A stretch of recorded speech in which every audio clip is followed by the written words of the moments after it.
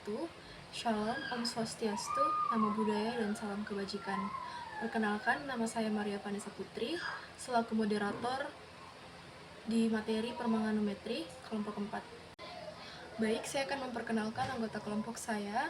Yang pertama ada Aulia Devina Salim, yang kedua ada Rifki Akbar Muhammad Yusuf, yang ketiga ada Nur Fitri Ramadhani Syam, yang keempat adalah Nabila Putri, yang kelima ada Ingrid Adila Hamzah, yang keenam ada Muhammad Taufik Nurispan, dan yang terakhir adalah Maria Vanessa Putri, saya sendiri. Definisi permanganometri. Permanganometri adalah metode titrasi redoks yang digunakan untuk kalium permanganat atau KMNO4 sebagai zat pengoksidasi untuk menentukan konsentrasi suatu zat, yang dimana dalam metode ini KMNO4 berwarna ungu bertindak sebagai titran atau titik akhir titrasi dengan munculnya warna merah muda samar yang menetap sehingga tidak membutuhkan indikator atau zat tambahan.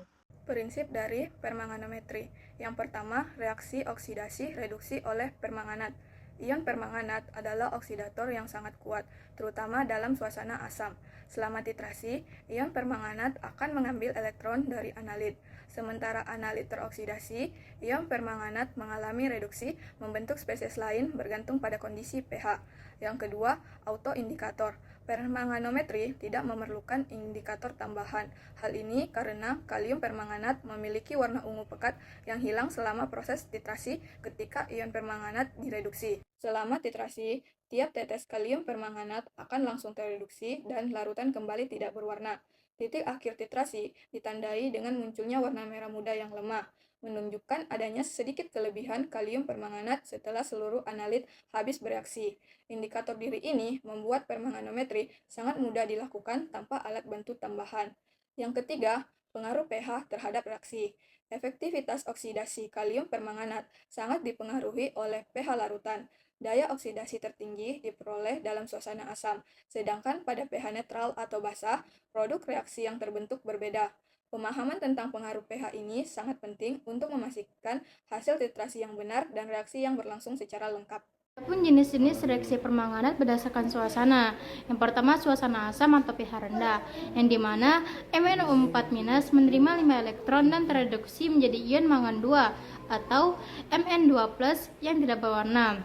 Contohnya, reaksi dengan asam oksalat C2O4 2- atau HCI. Nah, persamaannya dengan asam oksalat bisa dilihat dari di atas. Nah, yang kedua itu suasana netral atau basah lemah atau pH mendekati netral atau basah, yang dimana MnO4- menerima 3 elektron dan tereduksi menjadi mangan dioksida atau MnO2 yang berwarna coklat. Contohnya, reaksi dengan zat organik atau saat KMNO4 menyentuh kulit meninggalkan noda coklat. Nah, persamaannya bisa dilihat di atas. Nah, yang ketiga, suasana basah kuat atau pH tinggi, yang dimana MnO4- menerima 1 elektron dan tereduksi menjadi ion manganat atau MnO4 2- yang berwarna hijau. Nah, persamaannya bisa kalian lihat di atas. Baik, langsung saja kita akan membahas tentang metode permanganometri. Nah, permanganometri adalah salah satu metode titrasi redoks dalam kimia analisis yang menggunakan larutan kalium permanganat atau biasa disebut dengan KMNO4. Nah, sebagai titrannya, prinsip dasarnya terletak pada kemampuan KMNO4 sebagai oksidator kuat, terutama dalam medium asam, di mana ion permanganat akan mengalami reduksi menjadi ion mangan 2 Mn2+, sambil mengoksidasi zat pereduksi dalam sampelnya, seperti ion Fe2+, asam oksalat, atau hidrogen peroksida.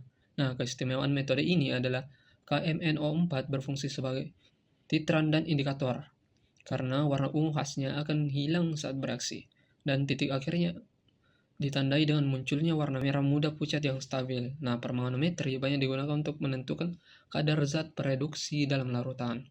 Misalnya, kadar Fe2+ dalam garam besi atau kadar H2O2 dalam larutan antiseptik. Namun, metode ini memiliki keterbatasan karena larutan KMNO4 mudah terurai oleh cahaya dan juga panas, sehingga harus disimpan dalam botol gelap serta tidak cocok untuk zat yang bereaksi lambat. Dengan keunggulan sensitivitas dan akurasi tinggi ini, permanganometri menjadi salah satu teknik klasik yang tetap relevan dalam analisis kimia kuantitatif. Mungkin itu saja, sekian dari saya. Jadi kita masuk ke soal yang pertama. Soalnya yaitu dalam suasana asam, FeSO4 dititrasi dengan larutan kalium permanganat 0,103 N. Volume larutan KMnO4 yang diperlukan pada titrasi adalah 40,20 mili. Hitung massa FeSO4 dalam larutan tersebut. BE-nya itu 56. Rumus massa zat sama dengan miligram sama dengan volume kali normalitas kali berat ekivalen. 40,20 mili dikali 0,103 dikali 56 hasilnya 231,87 mg atau 0,2318 gram. Perhitungan kedua, yakni 25 mili larutan sampel yang mengandung besi sulfat atau FeSO4 dititrasi menggunakan KMnO4 0,1 N. Volume rata-rata KMnO4 yang diperlukan sampai titik akhir adalah 28 mili. Hitung normalitas FeSO4 dalam larutan. Baik, kita mengerjakan menggunakan rumus M-grade KMnO4 sama dengan M-grade FeSO4. V1 kali N1 sama dengan V2 kali N2. V1 28 mili, N1 0,1 sama dengan V2 sama dengan 25 mili kali N2. 2,8 sama dengan 25 mili kali N2. N2 sama dengan 28 pindah ke kanan menjadi dibagi 25 sama dengan N 0,112. Jadi normalitasnya adalah 0,112. Kesimpulan dari presentasi kali ini yaitu permanganometri merupakan metode titrasi redoks yang memanfaatkan KMnO4 sebagai oksidator kuat sekaligus indikator karena perubahan warnanya yang mudah diamati. Proses titrasi berlangsung melalui reaksi oksidasi reduksi, di mana ion MnO4- direduksi sementara senyawa pereduksi dalam sampel teroksidasi. Keberhasilan analisis sangat dipengaruhi oleh kondisi pH, dengan suasana asam yang menghasilkan data yang paling stabil dan akurat. Teknik ini banyak diterapkan untuk penetapan senyawa pereduksi seperti Fe2+, oksalat, dan H2O2. KMnO4 rentan mengalami degradasi oleh cahaya dan suhu tinggi sehingga memerlukan penyimpanan yang benar.